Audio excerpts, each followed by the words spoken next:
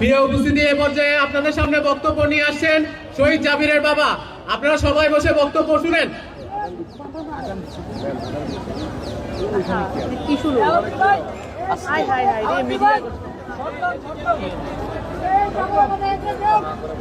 আমি বললাম কি করলাম,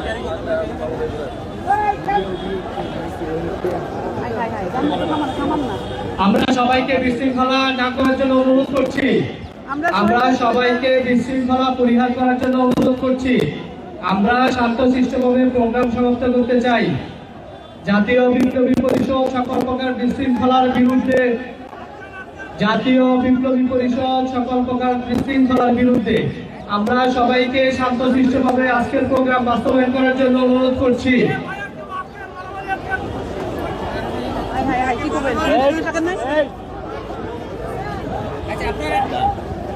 এখানে যারা বিশৃঙ্খলা সৃষ্টি করছেন, আপনারা কিন্তু এই শহীদ পরিবারের সাথে, আপনারা এই আহত নিহতের পরিবারের সাথে আপনারা বেইমানি করছেন।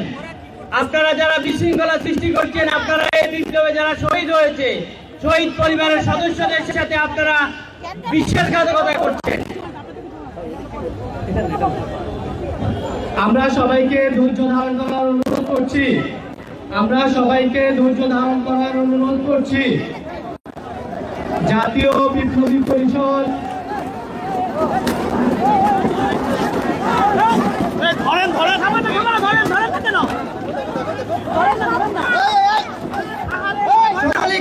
দৃষ্টি আকর্ষণ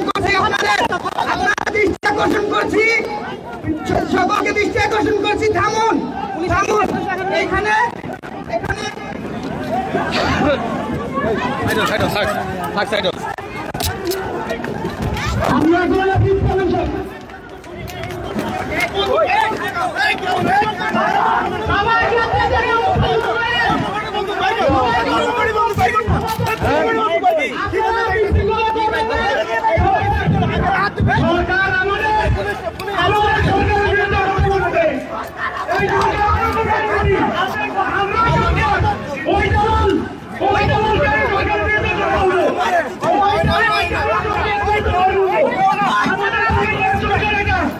জাতীয় নাগরিক জাতীয় বিপ্লবী পরিষদের একটি সমাবেশ ছিল।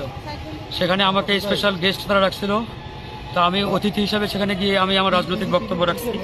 সেখানে ছাত্রদলের সন্ত্রাসীরা উপস্থিত ছিল। এদের আসলে ভালো বলার কোনো সুযোগ নেই এখন। সেখানে আমি আমার রাজনৈতিক বক্তব্য রেখেছি। আমি বলেছি আমরা জুলাই আগস্টে বিপ্লব করেছি একটি বিপ্লবী সরকারের জন্য। আমরা কোনো অন্তর্বর্তীকালীন সরকার চাই নাই। আমরা হাসিনার সংবিধান ছুঁড়ে ফেলে দিয়ে আমরা একটা বিপ্লব করেছি, এবং এই বিপ্লবী সরকার না হওয়ার পিছনে তারাই দায়ী যারা 5ই আগস্টে ওই ক্যান্টনমেন্টে বৈঠক করেছেন আর্মির প্রধানের সাথে। ওই দিনেই মূলত এই অন্তর্বর্তীকালীন সরকার গঠনের ফর্মুলাটি ওখান থেকে আসছে। তো আমরা তো এরকম অন্তর্বর্তীকালীন সরকার চাই নাই, আমরা একটি বিপ্লবী জাতীয় সরকার চেয়েছিলাম। এই সরকার না হওয়ার কারণে মূলত আজকে সারা বাংলাদেশে যে বিশৃঙ্খলা, যে সমস্যা, সংকট সেটি তৈরি হচ্ছে। তো সেই জায়গায় এই বক্তব্য শতভাগ সঠিক। এটাতে ক্ষিপ্ত হয়ে ছাত্র দলের নেতাকর্মীরা আমার উপরে অতর্কিত আক্রমণ চালিয়ে আমার অবস্থা খারাপ করে দিয়েছে। আমার মানিব্যাগ, মোবাইল